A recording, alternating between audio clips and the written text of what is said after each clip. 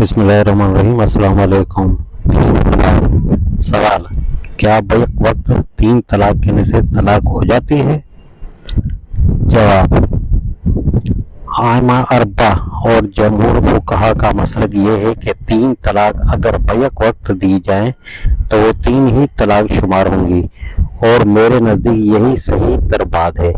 اس لیے میں یہ مشورہ نہیں دے سکتا کہ اس قاعدے میں کوئی تغیر کیا جائے، لیکن یہ امر مسلم ہے کہ ایسا کرنا گناہ ہے، کیونکہ یہ اس صحیح طریقے کے خلاف ہے جو اللہ اور اس کے رسول صلی اللہ علیہ وسلم نے طلاق دینے کے لیے سکھایا ہے۔ اس لیے اس غلط طریقے کی روک تھام ضرور ہونی چاہیے۔ میری رائے میں اس غرض کے لیے حسب ذیل تدابیر مناسب ہوں گی۔ نمبر 1، مسلمانوں کو عام طور پر طلاق کے صحیح طریقے سے واقف کرایا جائے، اس کی حکمتیں اور اس کے فوائد سمجھائے جائیں، اور اس کے مقابلے میں طلاق بدعی کے نقصانات سے آگاہ کیا جائے۔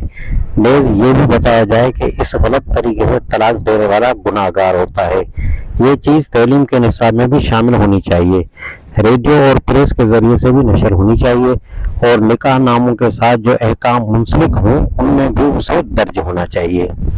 نمبر 2، دستاویز نویسوں کو حکماً 3 طلاق کی دستاویز لکھنے سے منع کر دیا جائے، اور خلاف ورزی کرنے والوں کے لیے جرمانہ مقرر کر دیا جائے۔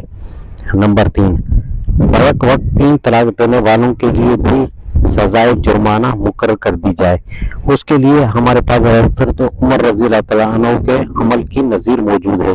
ان کا طریقہ یہ تھا کہ جب کبھی مجلس واحد میں 3 طلاق دینے کا مقدمہ ان کے سامنے پیش ہوتا، وہ طلاق کو نافذ کرنے کے ساتھ طلاق دینے والے کو بھی سزا دیتے تھے۔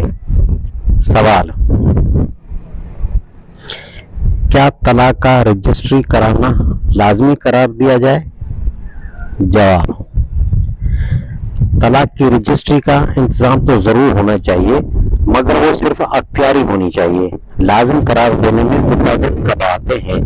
عدالتوں میں ہر اس طلاق کو تسلیم کیا جانا چاہیے جس کی شہادت بہم پہنچے، یا طلاق دینے والا جس کا اقرار کرے، قطع نظر اس سے کہ وہ رجسٹری شدہ ہو یا نہیں۔